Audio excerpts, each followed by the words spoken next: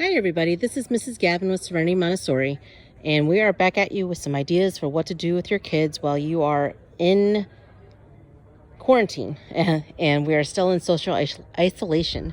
So it's a gorgeous day outside, and I was trying to figure out what we could do with what we have at home and what we can do to keep your friends happy and occupied, and maybe give you a little bit of space while also challenging them to do something physical and to use their minds and to get outside as much as we possibly can and to do it safely.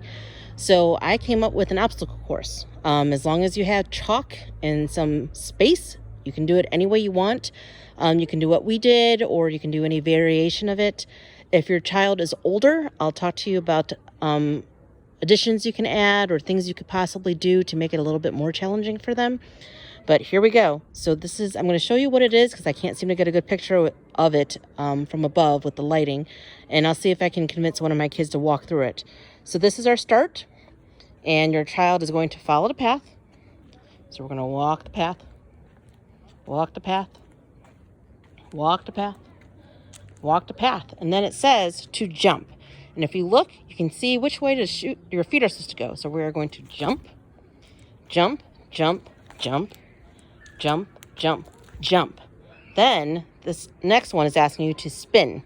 So we're going to spin around this way, the way the arrow's going, all the way around. Then we're going to stop. This one's asking you to spin the other way. So we're going to jump into it and go the other way. And then we're going to stop. Now, look at the way the feet look. It says to go sideways. So we're going to walk it sideways and crisscross our feet as we go. Here we go. Then, if you look at it, it says to turn around.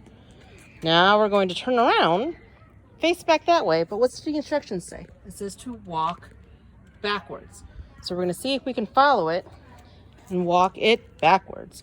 So we are following my yellow line with my great big feet. And we're going and we're going and we're going. And here we go. Like I said, this is something a little bit more physical for your child. It gets them outside. It's nice and safe. And then we look, it says to turn around. So here we go again. Now, the next step says to hop. We're going to hop it. Hop, hop, hop, hop. And then it says to stop. What's this? It's a bunch of shapes. For my class, the 2.5-year-olds, we have been doing shapes for a while. So we can do this part a couple different ways. We can find a certain shape. We've got circles, squares, and triangles. We can find it by color. We've got yellow, blue, and purple. So at this point, your child stops and you tell them, find the yellow square. And they're going to try to walk the yellow squares and try to find the yellow squares. And then at this point, it says to jump up and down. So we're going to jump up and down. Yay, we are now finished.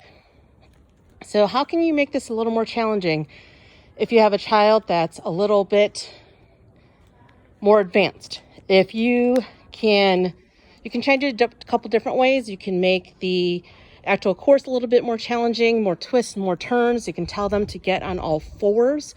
You can ask them to do an army crawl. When it comes to this section, you can make it more challenging. You can do numbers. So you can do dice with dots in it and ask them to find a certain number. If you have an older child that's doing it with your younger child, you can do math problems. So you can do like 1 + 1. And then next to it, you can say, find the equation where the answer is 2. And they need to go jump on it, something like that. If they're just learning how to read, you can ask them to come up with a word if you have on the ground. If you just wrote down A and T, and you said, what word can we write with A and T? And they would have to go, t. And they go, cat. So you can actually write in the C's. So there's lots of things you can do with this type of course, but it's always fun to do. And it gets them outside.